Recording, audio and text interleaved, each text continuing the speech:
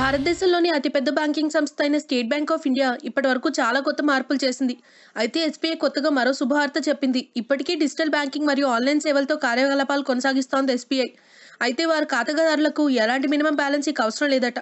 అంతేకాకుండా ప్రధానమంత్రి జనయోజన చిన్న మొత్తాల పొదుపు ఖాతాల్లో ఇప్పుడు నిల్వలు ఇక తప్పనిసరి అవసరం లేదు. అంతేకాకుండా వీరికి ఎటువంటి అదనపు రుసుము చెల్లించాల్సిన అవసరం లేదు.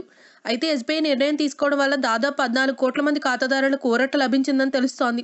ఇదిలా ఉంటే ఎస్బీఐ ఖాతాదారులకు కొన్ని బ్యాంకింగ్ పరిమితుల్లో మార్పులు చేసింది. మొబైల్ బ్యాంకింగ్లో కొన్ని మార్పులు తీసుకొచ్చారు. అలాగే డబ్బు ట్రాన్స్ఫర్ చేసేటప్పుడు 5,000 దాటితే తప్పనిసరిగా ఓటీపీ అలర్ట్స్ వస్తాయని తెలియజేసింది. అలాగే ఎస్బీఐ ఏటీఎంలలో కూడా కొన్ని సవరణలు చేశారు. మనం ఏటీఎంలో డ్రా చేస్తే నగదు నెల మొత్తం మీద ఎస్బీఐ ఏటీఎంలో అయితే 5 సార్లు మరియు ఇతర బ్యాంకుల్లో అయితే 3 సార్లు తీసుకోవచ్చు. ఇది నాన్ మెట్రో ప్రాంతాల్లో వర్తిస్తుంది. మరి మెట్రో సిటీలో మాత్రం 5 సార్లు ఎస్బీఐ ఏటీఎంలో, మరొక 5 సార్లు ఇతర బ్యాంకులో తీసుకోవచ్చు.